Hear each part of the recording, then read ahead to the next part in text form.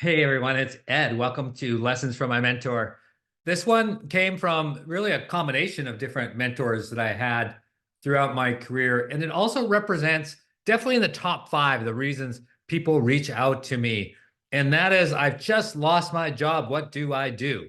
So unfortunately, it happens a lot more than we might think. Sometimes there's performance issues. Sometimes there's just they want to go, they leave, you leave. And sometimes there's M&A. There's different reasons. It doesn't matter, but that's definitely makes up probably in the top three, actually, of why people contact me. I'm always happy to work with anyone and help people because, as I've mentioned before, we get poured a lot into us. We need to pour it back out. So, anyways, this is really the common things that I share. So I thought it would be very apropos to do this on a Lessons from Mentor episode. So first, I'm super sorry. It is never fun. Whether you decided to separate or the separation happened to you, or worse, when it's like a complete surprise, or sometimes you may have more time when it's like an M&A or something. But however it happens, I'm really sorry. It's just not a fun thing. Even when you're compensated, as part of the separation, it's still not a good thing. It's never fun. But here's what to do. One is take some time off, celebrate. There's definitely something to celebrate.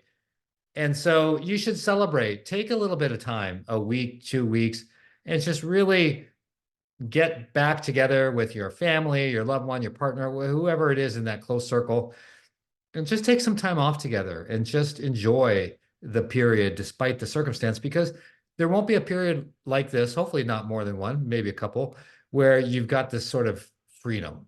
So definitely take advantage of it. The next thing is, and these, I guess you could change the order depending, but they're all pretty important. The next thing you want to do is make a plan. So I'm a big planner. We've talked about that for life and mission goals and things like that for your career and yourself personally. So make a plan. We all know the importance of a plan and what it means to not have a plan and you just wander around and you're not very effective. So I just use the traditional plan like I've taught before to you on terms of your life strategy. What's the mission? What's the vision? What's the ideal job? What are the strategies you're going to use to get that next job? And what are the objectives underneath that? So you can use that traditional sort of like strategies, like qualitative, and then underneath it, quantitative, measurable things that you do with timelines and things like that. Or sometimes we call them OKRs, objectives, key results. So you have objectives, and then the key results are those measurable things.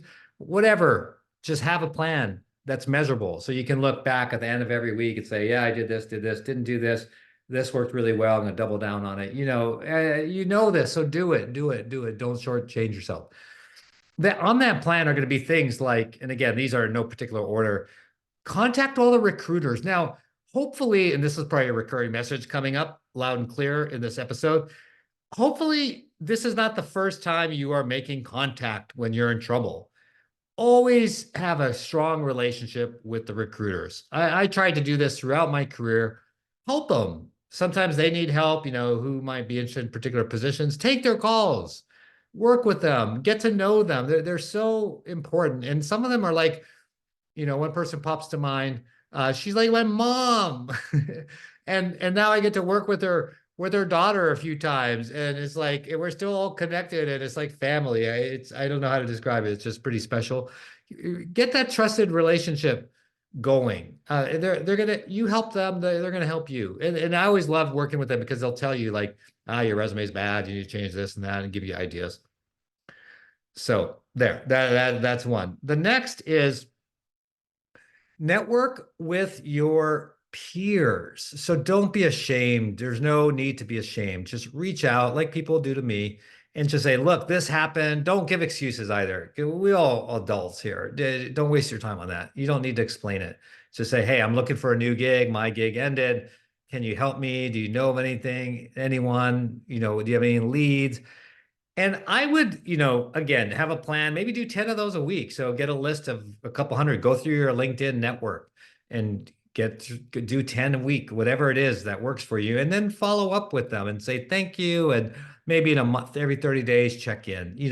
Definitely leverage your network. The other thing you want to do, and again, you don't want to do this when you suddenly have to, and that's probably 95% of you.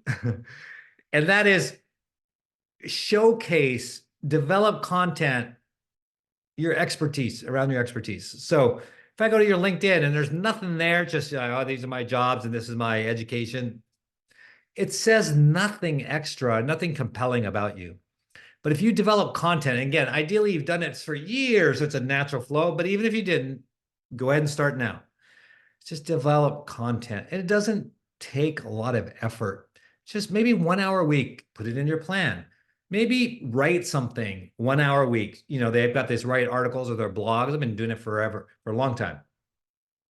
Just develop some content, be helpful to other people.